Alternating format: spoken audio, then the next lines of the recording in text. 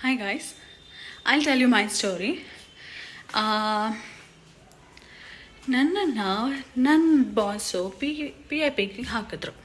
ಏನು ಹಾಗಂದರೆ performance improvement program ಅಂತ.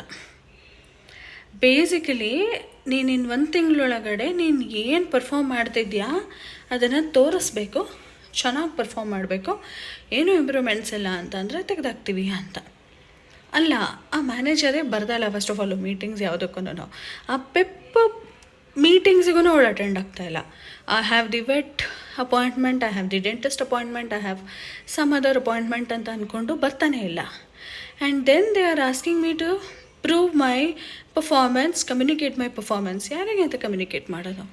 ನಾನೇನು ಮಾಡಿದೆ, ಅದಕ್ಕೆ ಫಸ್ಟ್ ವೀಕ್ ಆಗ್ತಿದ್ದಂಗೆನೇ ರಿಗರಸ್ಸಾಗಿ ಹುಡ್ಕಕ್ಕೆ ಸ್ಟಾರ್ಟ್ ಆದೆ. ಹಾಗೆ ಥ್ಯಾಂಕ್ ಗಾಡ್, ನನ್ನ ಅದೃಷ್ಟಕ್ಕೆ ದೇವರ ದಯೆಯಿಂದ ನನಗೆ ಸೆಕೆಂಡ್ ವೀಕ್ ಆಗೋಷ್ಟೊತ್ತಿಗೆ ನನಗೆ ಸಿಕ್ಬಿಡ್ತು ಕೆಲಸ. ಸೆಕೆಂಡ್ ವೀಕ್ ಪಿಪ್ಪಾಗಿ ನೆಕ್ಸ್ಟ್ ಡೇನೇ ಪೇಪರ್ಸ್ ಹಾಕಿದ್ದೀನಿ.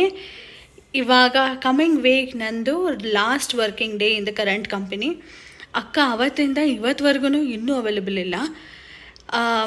ಎಲ್ಲೋ ಒಂದು ಕಡೆ ಅನಿಸುತ್ತೆ, ಈ ಫೀಮೇಲ್ ಮ್ಯಾನೇಜರ್ಸ್ ಇರ್ತಾರಲ್ವ, ಸ್ವಲ್ಪ ಅವ್ರಿಗೆ ಒಂಥರ ಬೇಕು ಅಂತ ಕಿರಿಕ್ ಮಾಡ್ತಾರೆ. ಯಾರಿಗೆ ಗೊತ್ತಾ? ಎಸ್ಪೆಷಲಿ ಅವ್ರ ಥರದೇ ಮದುವೆ ಆಗಿರೋ, ಅದೇ ಏಜಲ್ಲಿರೋ, ಅಥವಾ ಯಾವುದೋ ಒಂದು ಪಾಪ ಮಗು ಮಾಡ್ಕೋಬೇಕು ಅಂತ ಇರೋ ಹುಡುಗಿಗೆ. ಸೊ ನಂತರ ಯಾರಾದರೂ ಹುಡುಗಿರು ಹೂ ಹ್ಯಾಸ್ ಈ ಥರ ಫೀಮೇಲ್ ಮ್ಯಾನೇಜರ್ಸು ಅಂತ ಅಂದರೆ ದಯವಿಟ್ಟು 2 ಸಲ ಹುಷಾರಾಗಿರಬೇಕು. ನೀವು ಮೇಲ್ ಮ್ಯಾನೇಜರ್ಸ್ ಹತ್ರ ಒಂದು ಟೈಮ್ ನೀವು ಜೋಪಾನವಾಗಿರ್ತೀರ, 100% ಜೋಪಾನವಾಗಿರ್ತೀರ ಅಂದರೆ ಫೀಮೇಲ್ ಮ್ಯಾನೇಜರ್ಸ್ ಹತ್ರ 200% ಜೋಪಾನವಾಗಿರಬೇಕು. Please please please.